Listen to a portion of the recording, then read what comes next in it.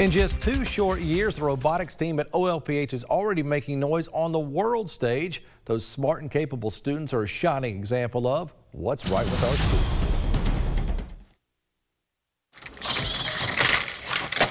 We're here at OLPH. We started VEX Robotics 2 years ago. We have 3 middle school teams, and this year we added an elementary team. So we're teaching kids robotics from 4th grade all the way up through 8th grade. It's a great program. It's an open program, so anyone that's interested in robotics just has to sign up and we'll find a spot for them.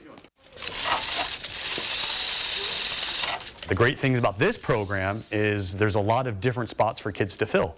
We have kids that are engineers that like to design robots and work on their engineering notebook. Every day I would log what we wanted to do today for our goals, and then after that we would do it, and then we'll come back to it and log what we did that day and tell about our engineering design process too. And they will judge like design process and how well your robot was built based on the notebook and sometimes the overall performance that you have at the tournament. And it's actually on display because the highest award is called the Excellence Award. It doesn't go to the first place team in a competition.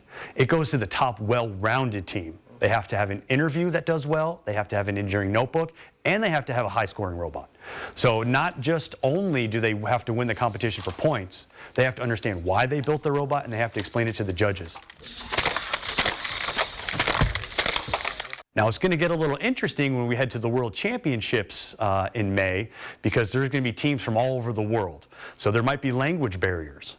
So we're going to teach these kids how to use whiteboards, how to use Google Translate, how that they can find ways to discuss their robot with people from, South America, from Africa, from Australia, from Asia. So it's going to be a random draw. You don't know who your alliance partners are until you get there and you check in.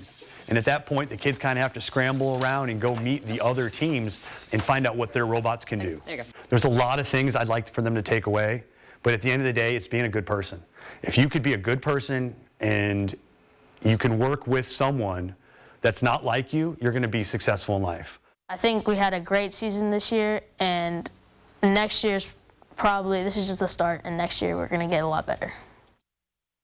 All very wise words indeed. If you know something positive that's happening in our schools, we would love to hear about that. Just email us at news@wdef.com. You might see your idea on a future edition of What's Right with Our Schools.